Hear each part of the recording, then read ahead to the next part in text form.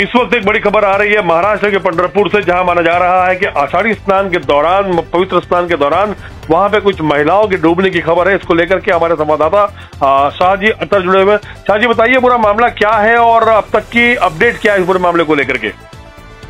पंढरपुर की आषाढ़ी यात्रा जो महाराष्ट्र में सबसे बड़ी यात्रा होती है और कुछ दिन पहले वो यात्रा समाप्त हुई। यात्रा में करीबन 25 लाख से अधिक श्रद्धालु यहाँ पर जमा हुए थे, मगर कुछ लोग जो श्रद्धालु होते हैं वो यात्रा के दरमियान पंढरपुर के विठोबा का दर्शन न होने के कारण यात्रा कम होने के बाद चले आते हैं।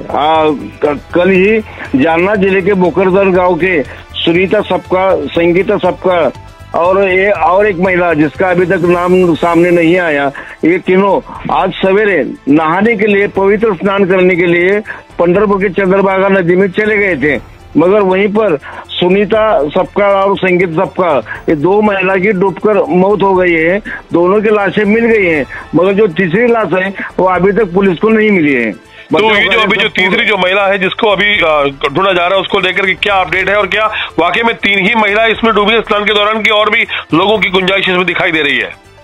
पूरा पुलिस प्रशासन उससे बचाव कार्य में लगा है। अभी तक कोई सुराग नहीं मिल रहा है पुलिस को। प्रमुख इसमें ये होता है कि जिस तरह से महिलाएं और बच्चे जाके इस तरह के पवित्र स्नान में वहां पर शामिल होते हैं, तो क्या प्रशासन की तरफ से कोई इस तरह की सुरक्षा को लेकर कोई गाइडलाइन इशू नहीं की गई थी जिसकी वजह से ये हत्या हुई है, ये मृत्यु हुई है?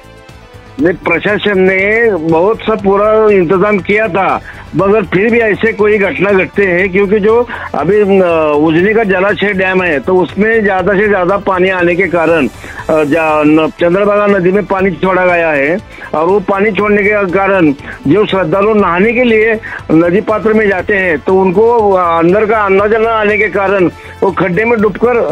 मर जाते हैं। और ऐसे घटना कई बार हुए हैं, मगर लोगों को बहुत बार प्रशासन भी जैसे बोलता है कि ज्यादा पानी के अंदर मत जाओ, मगर भाविक भी कुछ सुनते नहीं और चले जाते हैं। और स्नान करना, ये पवित्र स्नान होने के बाद ही पंढरपुर का विठोबा का दर्शन लेना उनके लिए जरूरी होता है। जैसे आपने बताया कि ये पूरा मामला पहले भी कई बार हो चुका है, तो क्या प्रशासन ने इसके बाद में कहीं किसी प्रकार की सख्ती नहीं दिखाई जिसकी वजह से आज ये हादसा देखने को मिल रहा है? नहीं, इस बारे में अभी वहाँ कंटिन्यू पंढरपुर नगर परिषद का कोई ना कोई वहाँ पर रुकना जरूरी है, लोगों को बोलना जरूरी है, मगर इसका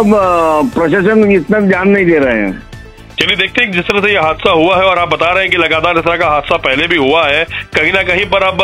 जो श्रद्धालु इस तरह से आते हैं दर्शन करने के लिए, अब उनको इस बात को संकेत देना होगा, समझाना होगा प्रशासन की तरफ से कि इस तरह का जो हादसा है वो आगे ना हो। बहुत बहुत शुक्रिया आपका जुड़ने के लिए हमारे साथ में शाहजहां। हम आगे भी खबरों का अपडेट लेते रहेंगे और देखिए किस तरह से ये बुरा मामला महाराष्ट्र के पंढरपुर का देखने को मिला है, जहां पर खासतौर से पवित्र स्नान के दौरान कुछ महिलाओं की मृत्यु हुई और इस हादसे के दौरान जो है 2 शव अब तक बरामद कर लिए गए हैं। एक महिला का शव अब भी पुलिस को नहीं मिला है और गोताखोर लगातार जो है इस पूरे मामले को लेकर के प्रयत्न कर रहे हैं कि इस शव को जल्द से जल्द जो है वो रिकवर किया जाए और जो परिवार के जन है उनको शव दोबारा उनको हैंड ओवर किया जाए।